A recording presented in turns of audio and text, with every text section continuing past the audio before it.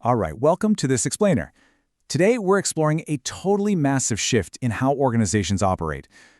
For literally centuries, humans have desperately wanted to know what's going to happen next. But modern business, well, they've completely traded in that old mythological crystal ball for something way, way more powerful. We're talking about the strategic nervous system of predictive analytics.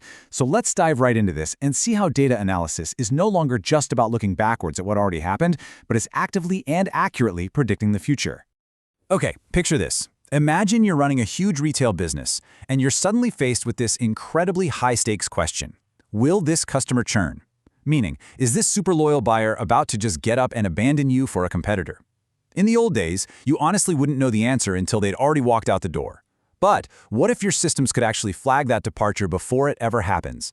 And that right there represents the massive paradigm shift we're seeing today. Predictive analytics is no longer stuck in those static, boring, end-of-the-month dashboards. Actually, the biggest game changer is that these predictions are now embedded directly into your everyday operational tools, like your CRM. So instead of a data scientist handing you a giant report 3 weeks too late, a salesperson gets a real-time alert popping up directly on a client's profile. It says, hey, there's a 90% churn risk here, right alongside a recommended retention offer. It's literally real-time foresight, instantly put to work.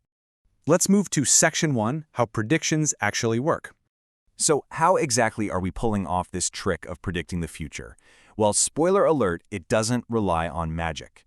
It relies on a heavy combination of historical data and some seriously advanced math to figure out the likelihood of future outcomes. First up is pattern recognition. Think of this as the system's absolute superpower.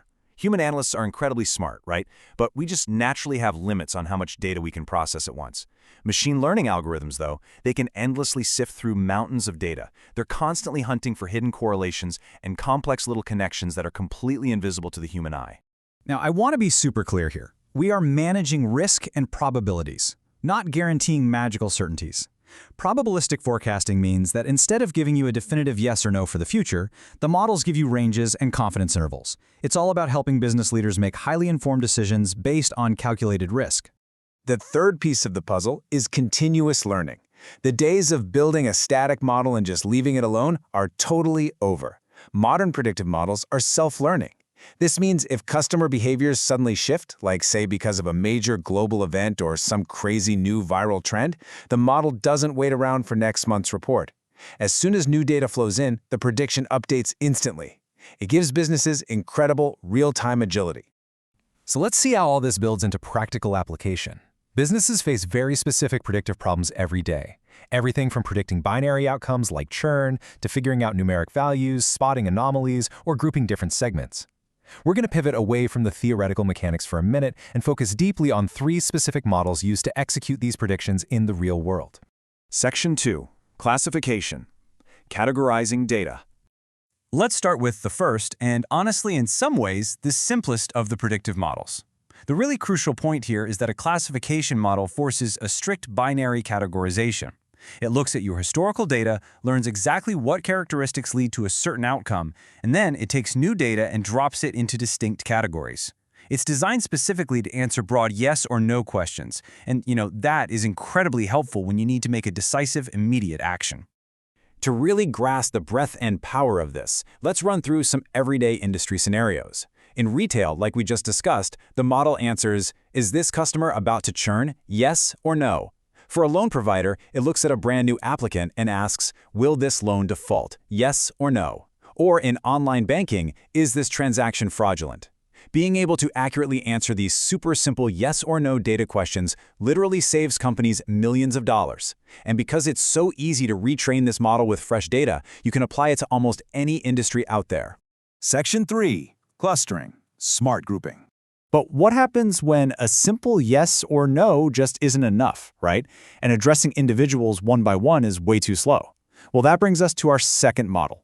The clustering model is all about building tailored strategies at massive scale.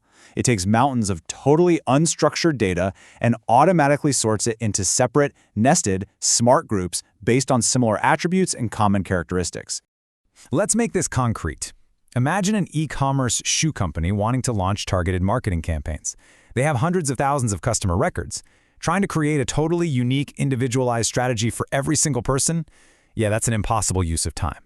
Instead, the clustering model groups those customers based on shared behaviors, saving a massive amount of time and resources. And other industries use this all the time too. Finance uses it to group loan applicants into smart buckets. City planners use clustering to spot high-volume crime areas so they can actually allocate police resources effectively. Tech companies use it to benchmark their software customers to find global patterns of use. It's really all about finding the group to find the solution. Section 4. Time series. Modeling over time. Finally, let's introduce the third core model. This one relies strictly on sequence and chronology. The time series model looks at a sequence of data points captured using time as the main input parameter. Basically, this model might take, say, the last entire year of your historical data, turn it into a numerical metric, and use that specific trajectory to predict exactly what your next 3 to 6 weeks are going to look like.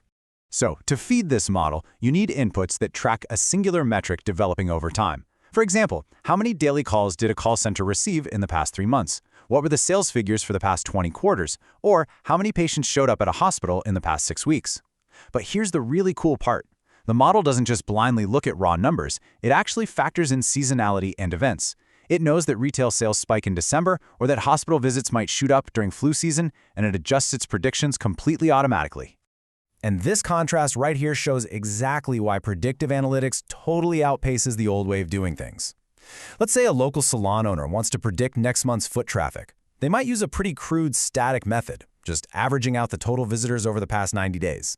But business growth is almost never just a flat, linear average, right?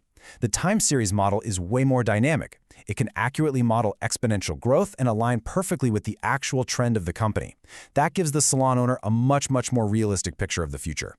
Which brings us to the ultimate question for you to consider today. Look at your own business, your own team, or even your own personal projects.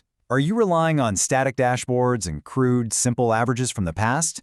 Or are you ready to implement a real strategic nervous system, leveraging classification, clustering, and time series models to actually predict your future growth? The data is out there waiting for you. It is absolutely time to upgrade your crystal ball. Thanks so much for joining me on this explainer, and I'll catch you on the next one.